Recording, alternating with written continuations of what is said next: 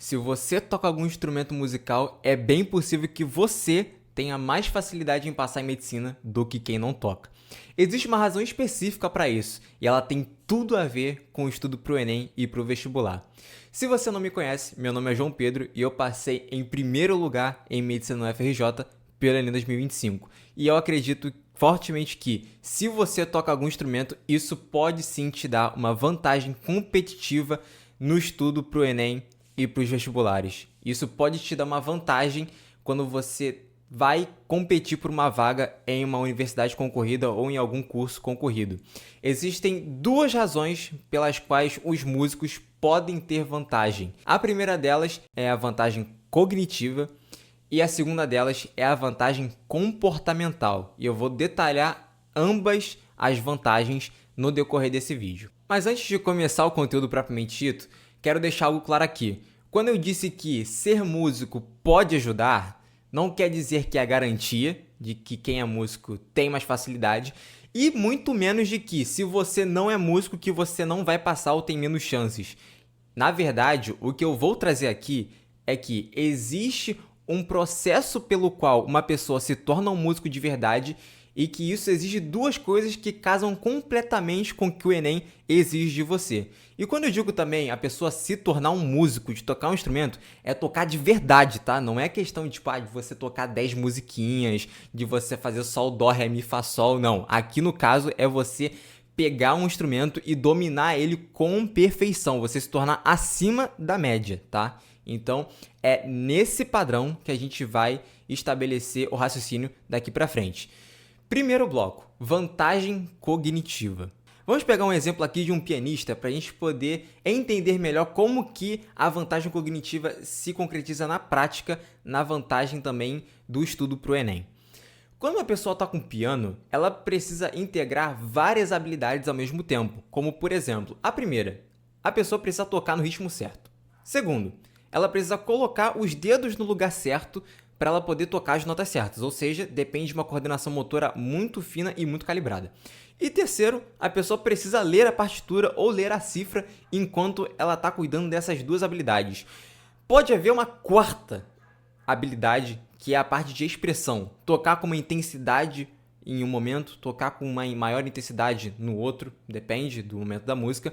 Então você percebe, são 4 habilidades que a pessoa tem que lidar ao mesmo tempo.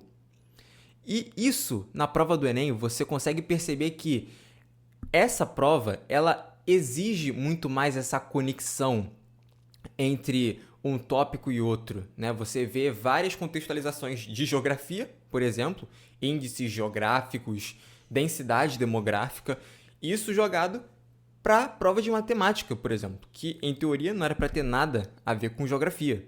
Você vê tópicos interdisciplinares entre física e biologia aparecendo na mesma questão.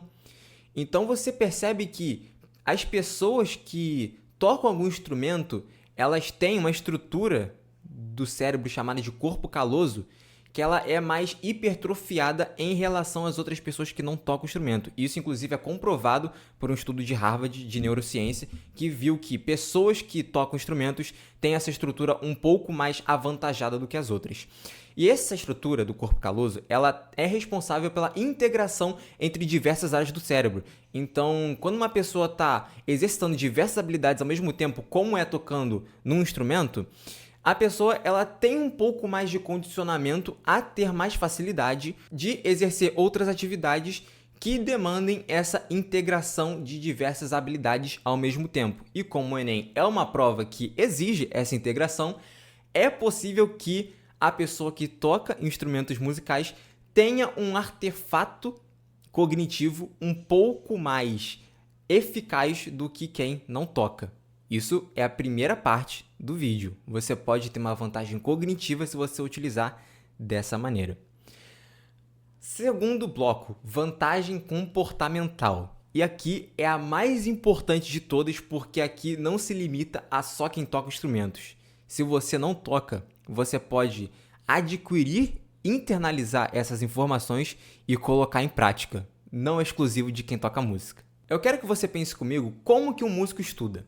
Quando ele está lá fazendo a sua peça para poder se apresentar em um concerto e ele trava em uma parte da música que é muito difícil. O que você acha que o músico faz? Ele com certeza ele não vai ficar na parte que ele já sabe. Ele não vai ficar tocando toda hora a parte que ele está confortável. E sim, o que ele vai fazer? Ele vai pegar aquele trecho que ele não está conseguindo tocar direito e vai repetir 30, 50, 100 vezes até ele conseguir acertar com consistência. Isso tem um nome: prática deliberada. Esse conceito, inclusive, foi desenvolvido pelo pesquisador Anders Ericsson, que diz que a expertise de alguma pessoa não depende só da quantidade de horas que ela despende em alguma atividade, mas sim na maneira com que ela utiliza aquele tempo. Ou seja, aplicando isso para o estudo para o vestibular, por exemplo, eu vou fazer essa conexão um pouco melhor. Pessoas que estudam certo têm mais resultado do que as pessoas que estudam mais, porém estudam errado. Agora, voltando para o assunto da música. Você percebe que a pessoa ela passa muito mais tempo estudando o que ela realmente precisa. Ela vai com muito mais eficiência para poder matar os erros dela. Inclusive, quando uma pessoa ela aplica esse estudo de prática deliberada, acontece, neurologicamente falando, voltando para a neurociência, uma deposição muito maior de bainha de mielina nos seus neurônios. Se você ainda não passou por essa parte do sistema nervoso do Enem, uma hora você vai saber o que significa bainha de mielina. É uma capa de gordura que reveste os seus neurônios e aumenta a eficiência da transmissão do sinal elétrico, das suas informações, dos impulsos nervosos e tudo mais. Então, quando você pratica com mais intensidade, assim, no seu limite, tentando encontrar os erros e reparando eles na maior energia que você consegue, maior foco e tudo mais, você acaba tendo muito mais deposição de mielina nos seus neurônios e acaba que a condução do sinal elétrico é mais eficiente, o seu cérebro, portanto, funciona melhor. E por último, fechando esse bloco de vantagem comportamental, e aqui é o que é mais parecido com a parte do vestibular. A pessoa que aprende um instrumento musical e ela fica excelente nisso, sabe que para você ser bom no instrumento musical, ela precisa passar por um processo longo, repetitivo, cansativo e às vezes solitário. Em muitos momentos que a pessoa vai aprender um instrumento musical, ela faz isso no silêncio. Ninguém sabe o que ela está fazendo. Em vários momentos do processo, vai parecer que não existe progresso, que você vai treinar ao longo do dia e você está totalmente péssimo, errando tudo. Em contrapartida, vão haver dias que você vai evoluir muito mais e que a noção de progresso vai aparecer de forma muito mais evidente.